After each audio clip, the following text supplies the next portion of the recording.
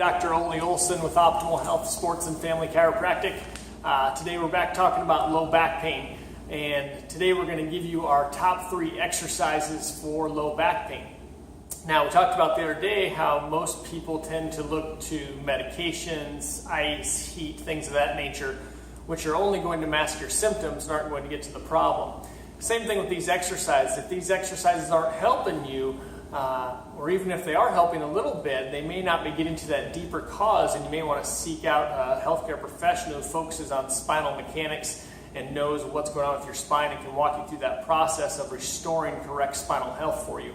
But these exercises hopefully will help manage a little bit of your pain and help relieve some of that for you and get you moving in the right direction. The first one we're going to talk about is the brace. Now, the brace is kind of designed to kind of wake up your core muscles. Now, when I say core, a lot of people think of abdominals, but when we're talking core, we're talking the whole midsection here. Your abdominals are a part of those, but there's many other muscles involved, and if we don't address them all together, you're going to have an imbalance. And this is where I find a lot of people make the mistake where they're doing sit-ups and crunches and things like that, but never strengthening the rest of those muscles around there. So the brace is a very simple exercise. You can do this sitting in the car on the way to work at a traffic light. You can do this sitting in your office. You can do it sitting at home watching TV. It doesn't matter when you do these, but the more often you do them, you're going to wake these muscles up and start to get better stability throughout the midsection. So to start, you're going to place your hands on your sides, and you should feel the bony hip there. I want you to move up, and you'll kind of fall into a soft space there. And if you go a little higher, you're going to hit the rib cage. So I want you to come back down into that soft space. I want you to press in and get some pressure there. Now, what I want you to do is cough. And what you should feel is an expansion through the midsection, pressing your fingers outward, okay? So your pelvic floor down here just contracts to stabilize. Your diaphragm will drop and flatten. As that happens, it increases pressure, so you feel that expansion. That's your spine stabilizing.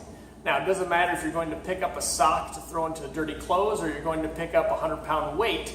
The body has to stabilize that spine for any sort of movement to occur. So what you're going to do is you're going to push your hands into that soft space, and you're going to try to mimic that feeling. So you're going to bear down and push, push, push, push, push, max contract, and relax. And what I'm doing is I'm bearing down like you're trying to go to the restroom, and you'll feel that expansion, expansion, expansion. Hold that for a second and then relax, okay? Now, if you forget what that felt like, go back and do the cough test. And that'll remind you what that's supposed to feel like, that coming out. But when you're doing it, you want a nice slow contraction, not the quick one like the cough. So that's a great one to get started on working your core. This next one, what we find in the office, we see a lot of people, their spine is starting to degenerate. They're starting to lose that natural curvature they're supposed to have, which is putting a ton of stress on the nervous system. So what do we do most of the day? We bend and we sit, right? Those two activities put the spine into flexion and continue to do that all day long. So this exercise will start to work you in the other direction, restoring some extension in the spine.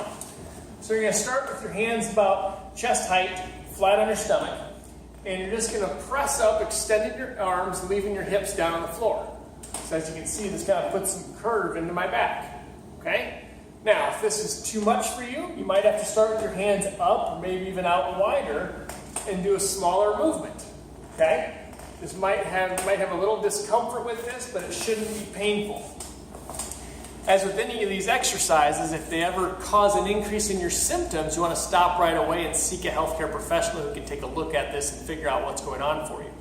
But doing these press-ups, you can do those, about 5, 10, 15 repetitions several times a day and see if that starts to alleviate some of your aches and pains.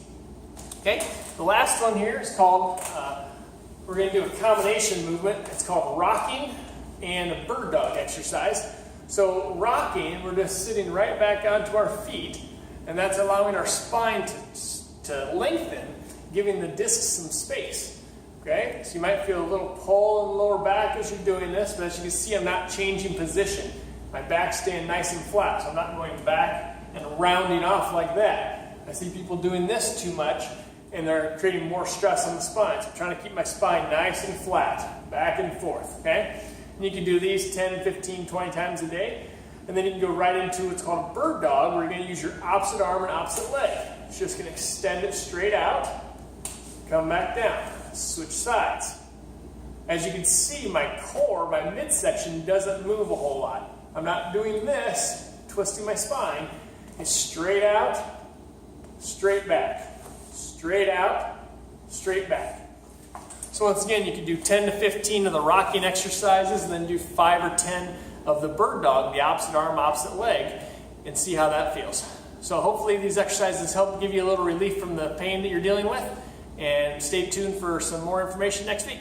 Have a good day.